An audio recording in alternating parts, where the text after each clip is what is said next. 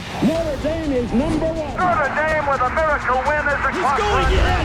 Notre Dame has scored. Now I'd like to bring up another guy who's becoming a great Notre Dame man. He is Notre Dame's running backs coach. I told you, running backs theme day and slot receivers coach, Tony Alford. Tony.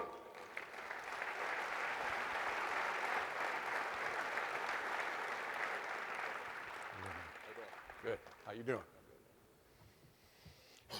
Tony is in his 18th year in coaching. Never know by looking at him, would you? 4th year here at Notre Dame, and as many of you know, he's the only holdover from the previous regime, and I know this place is very special to you. It is, Jack. This is the best place in the world to work, and I've had the opportunity to work in some other places. Obviously, as coaching can be very transient, as we know, but this is by far, not even close, hands down the best place I've ever worked. Now, you were a pretty darn good running back in your day. Oh, not compared to these guys. I mean, you got Vegas, Ferguson, and Jerome, and our two players. Just talked about Reggie.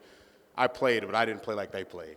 I knew he wasn't going to say he wasn't real good. He was an All-Western Athletic Conference running back for Colorado State back in 1989. Honorable mention National USA Today All-American. Okay, so maybe not quite as good as them.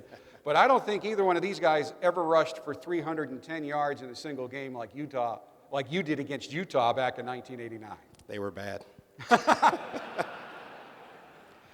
Does having played, though, help you coach these guys? You know, I think so. I have a comfort level because most of the things that I'm asking them to do at some point in time, I've probably done it myself.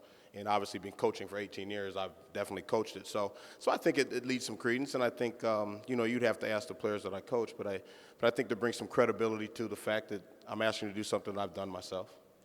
Tony was a finalist for the National Recruiter of the Year, as selected by 247sports.com. Last year, he is now Notre Dame's recruiting coordinator, and I talked at the beginning of this luncheon about how Notre Dame looks different, how they're bigger, stronger, faster, and that's a product of recruiting.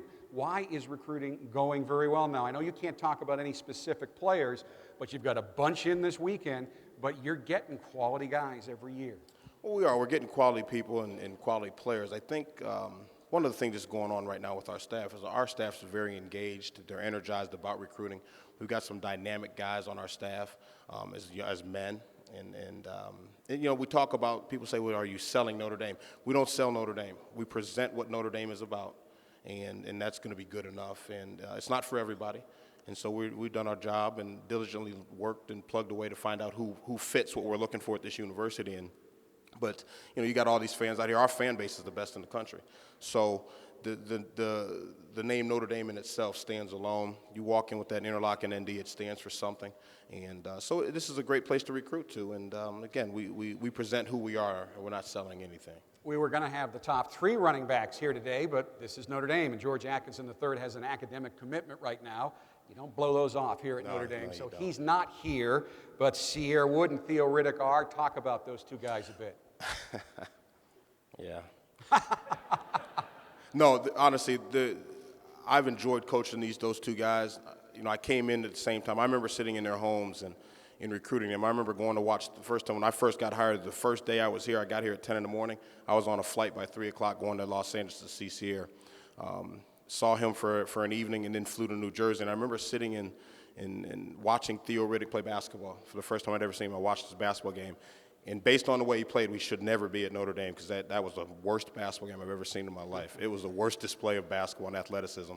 But no, in all seriousness, I've been with these guys for 4 years, and in a lot of ways I look at them like my own children.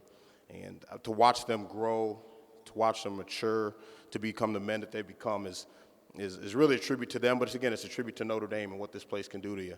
But they're great guys. They're fun to be around. They have an ability to help keep me calm because I can kind of get going quickly. My temper can go very quick.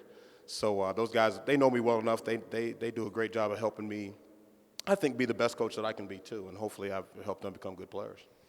Tony, it's a pleasure, folks. I love talking to him because I always learn something. How many people in your lives can you say that every time you talk to somebody, you learn something? Thank you for the time. I appreciate that. Thank you, guys. Thank you, Tony.